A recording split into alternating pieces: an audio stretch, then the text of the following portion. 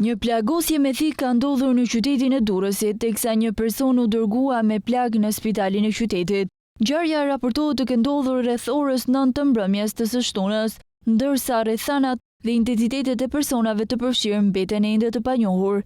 Sipas informacioneve paraprake nga policia vendore, përplasja ka ndodhur midis një 40 vjeçari dhe një personi tjetër që dyshohet se ka qenë i dehur për motive të dobta. Debati mes tyre ka agravuar deri në përdorimin e mjetit për rrësti nga ana e 40 vjeçarit. I plagosur është dërguar në spitalin rajonal për ndihmë mjekësore dhe është jashtë rrezikut për jetën. Gazmimet me fjalë dhe fyerjet besohet se kanë qenë zanafilla që denigroi situatën deri në plagosje me thikë. Nga dinamika e deritanishme e zbardhur, rezulton se pak para ngjarjes personi alkolizuar ndodhej në një lokal të zonës, por për shkak të sjelljes së tij, pronarja e kanë nxjerrë jashtë ambienteve. Në këtë moment ai ka kaluar rrugën në krahun tjetër, ku më pas është përplasur me 40 vjeçarin, i cili pasi e ka qelluar me thikë, është larguar nga vendi i ngjarjes. Policia ka nisur hetimet për kapjen e autorit dhe zbardhjen e krimit, duke kryer kontrolle në zona të ndryshme të qytetit.